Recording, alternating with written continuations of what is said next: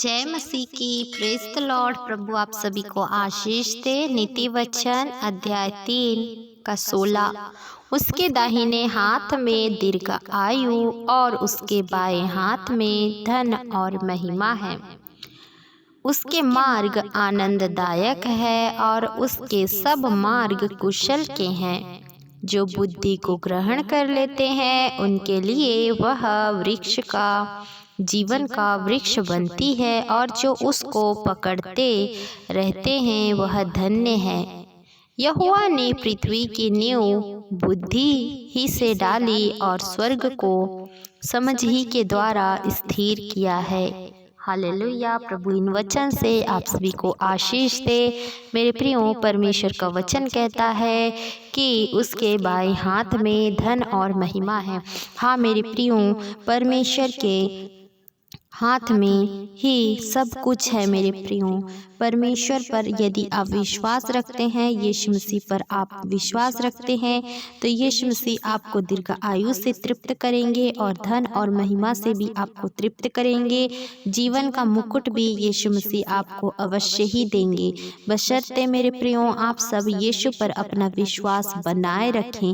यदि आप गरीबी से जूझ रहे हैं, आप बहुत ज़्यादा दरिद्रता में अपने जीवन को मजबूरी में व्यतीत कर रहे हैं, आपके जीवन में बहुत ज़्यादा गरीबी है, कर्जा है, तो आज परमेश्वर का वचन आपसे कहना चाहता है कि उसके बाएं हाथ में धन और महिमा है। उसके मार्ग आनंददायक है और उसके सब मार्ग कुशल के हैं।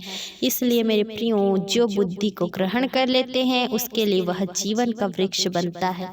हाँ मेरे प्रियो, यदि जो व्यक्ति बुद्धि को यानी कि वचन को ग्रहण कर लेता है, परमेश्वर उसके लिए कुशल का मार्ग बनाता है मेरे प्रियो। इसलिए मेरे प्रियो, परमेश्वर के वचन पर दिन रात अपना ध्यान लगा कर रखें, दिन रात वचनों को पढ़ें और उसे मनन करें। परमेश्वर पिता अवश्य ही आपकी प्रार्थनाओं का उत्तर आपको देगा। हालेलुया। आइए मेरे प्रियो, अब हम प्रार्थना में जाएंगे। धन्यवाद यीशु, धन्यवाद यीशु, धन्यवाद यीशु। Hallelujah, hallelujah. स्तुति के योग्य महान परमेश्वर, बढ़ाई के योग्य महान परमेश्वर, आदर के योग्य महान परमेश्वर पिता, हम आपका धन्यवाद करते हैं। आप पवित्र हैं, आप महान हैं परमेश्वर पिता, आप दयालु हैं, आप आशीषों की बरकत करते हैं परमेश्वर पिता। आप अपने बच्चों को कभी भूखे या नंगे नहीं रहने देते मेरे परमेश्वर पिता। आप विधवाओं की सुधि लेते हैं परमेश्वर पिता।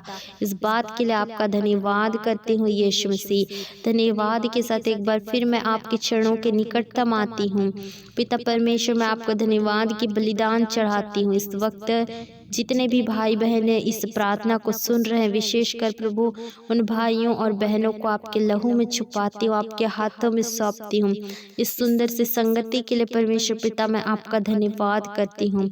इस सुंदर से पल घड़ी समय के लिए, आज के इस दिन के लिए प्रभु मैं आपका धन्यवाद करती हूँ, जो आपने हमारे जीवन में ठहराया है, हमें स्वस्थ भला और चंगा रखा है। इस बात के लिए प्रभु मैं आपका धन्यवाद करती हूँ पिता परमेश्वर। इस वक्त जितने भी भाई बहन गरीबी की अवस्था में है प्रभु, बहुत ज़्यादा पिता परमेश्वर उनके जीवन में तंगी चल रही है, बहुत ज़्यादा दुख में है, तकलीफ में है, कर्जा में है, इसी वक्त कर्जा से मुक्त हो जाए, इसी वक्त गरीबी से पिता परमेश्वर छुटकारा दीजिए मेरे परमेश्वर पिता। हालेलुया। हर एक दुख आनंद में बदल जाए। इन भाइयों और बहनों के जीवन में आनंद की आत्मा को उंडेलती हूँ यीशु के सामर्थी नाम से।